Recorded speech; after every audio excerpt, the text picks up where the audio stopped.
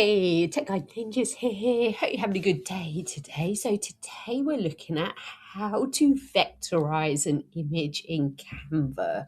So to start with, you need to open up a new design, and you can either choose to vectorize one of your own images or one of the photos in Canva.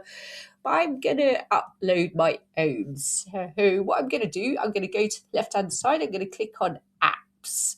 So where is it? I'm going to scroll down. So I'm going to click on apps, and then in the search bar, I'm going to type in Vector AI. And from there, I'm going to click on the Vector AI app.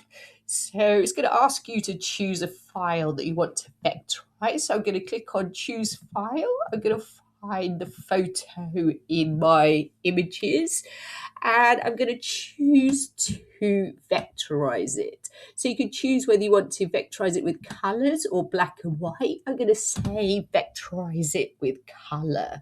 So I'm going to click on vectorize it, and it sometimes takes a few seconds up to a minute. So just hang around and be patient.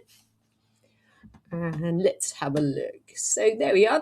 My image has been vectorized. So it was a photo. Now it's been given vector elements. So I'm going to add it to the design so you can see it a little bit better. So there is my image vectorized. I hope that was helpful. Please like the video and subscribe. I will see you soon.